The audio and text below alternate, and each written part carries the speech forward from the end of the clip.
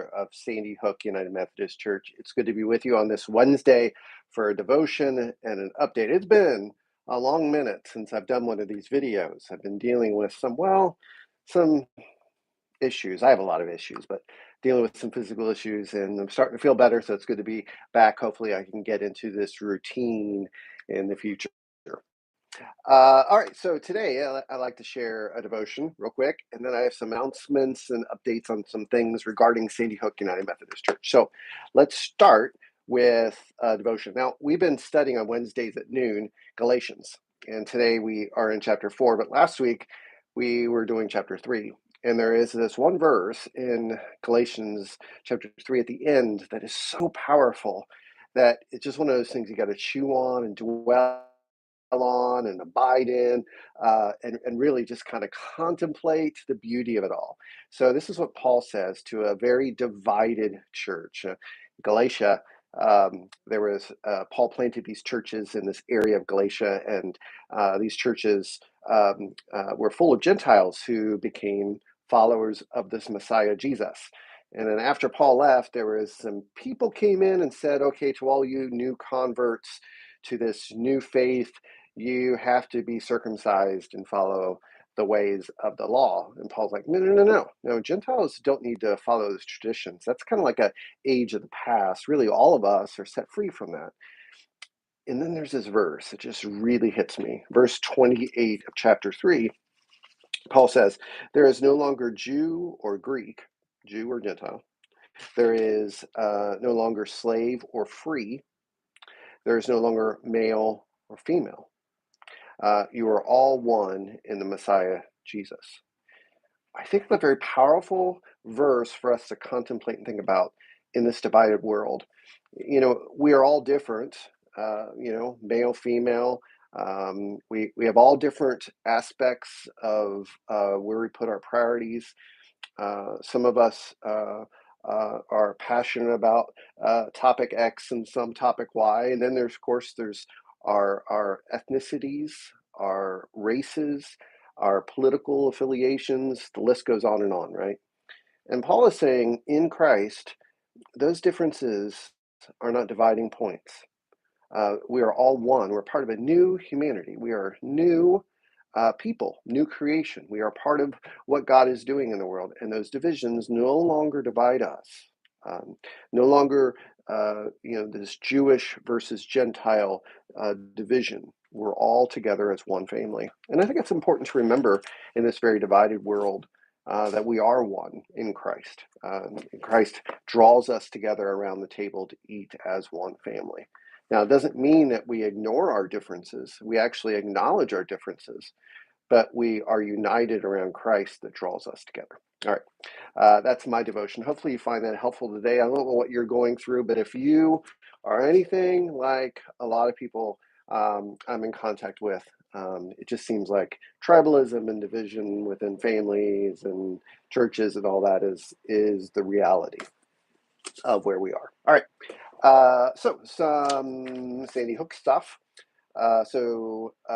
We have something really big going on. We are collecting names for our church. We're not really changing the name of the church. It's still going to be Sandy Hook United Methodist Church, but we're adding a second name to it. We're also going to do business as, and then a second name. And what that means is, from a legal standpoint, we really have two names.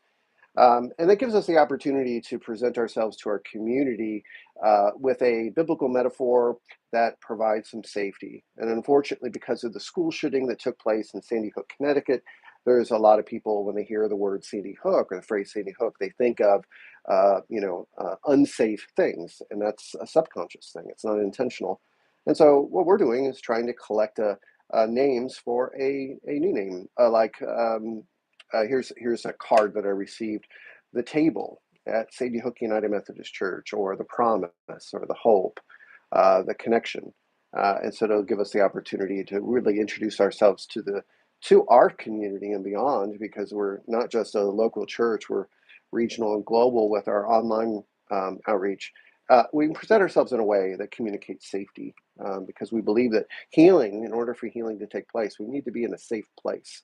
And if we always have a negative aspect in our subconscious, then that causes us always to be on edge. Or, as many people have shared with me, they bypass Sandy Hook United Methodist Church on their church list when they move to the area because subconsciously they don't. It's just not a safe name. Anyway, if you'd like to turn in a name, just email it to me. Drop it in the offering box, either the offering boxes or there's an online form that will be attached to this newsletter. We're starting a new sermon series this coming Sunday. It's called Wrestling with Doubt.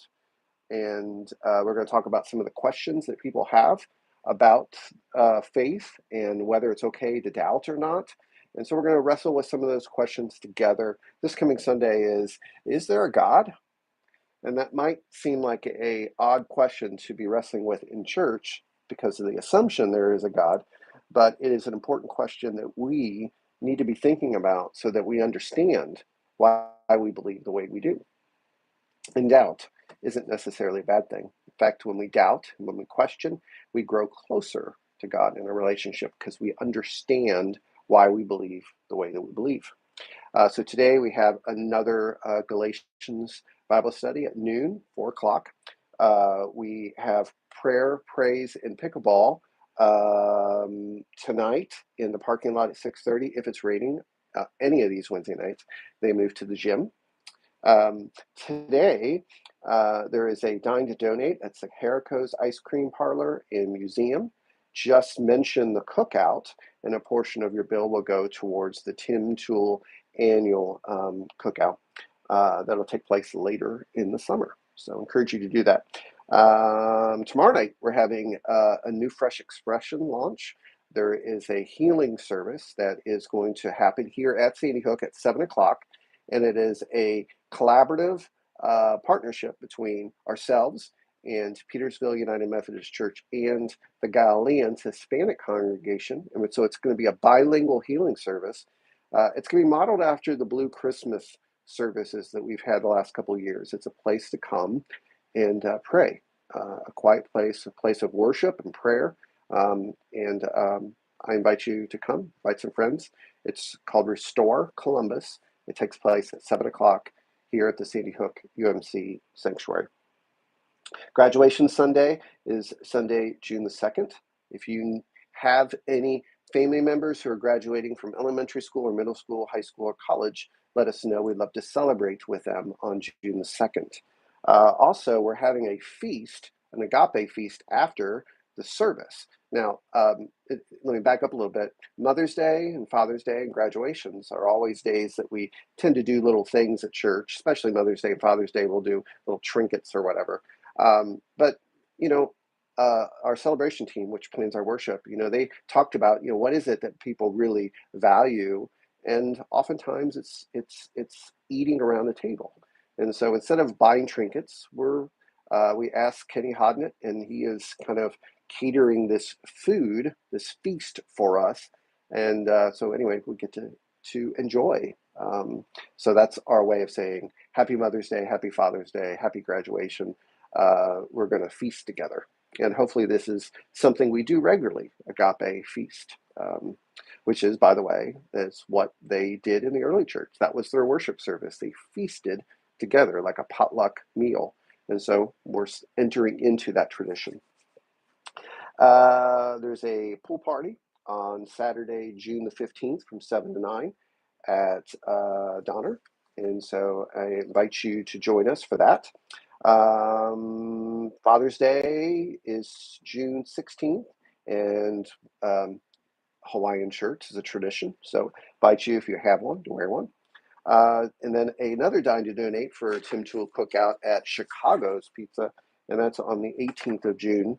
The county fair, we're serving on the last day of the fair. This is the Bartholomew County 4-H Fair on Saturday, June 29th.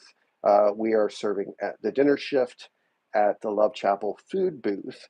VBS prep party on Monday, July 1st. And of course, there's plenty of serving opportunities for Vacation Bible School, which is taking place July 8th, 9th, and 10th. There'll be one night at Petersville, one night at First Lutheran, and then we'll host the closing night. There's an outdoor worship and picnic on July 7th at 11 a.m.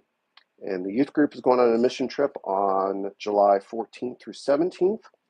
We have a serve a meal opportunity at the Free Methodist Church on Wednesday, July 17th, and that's partnership through Love Chapel. We're having our second garden prayer service on Saturday, July 20th. Salvation Army Car Show is on Saturday, July 27th. And of course, there's a lot of other things in the newsletter and other things coming up. So I have talked your ear off now for over 10 minutes, and I think that's long enough. Grace and peace, everyone. You guys take care. Bye.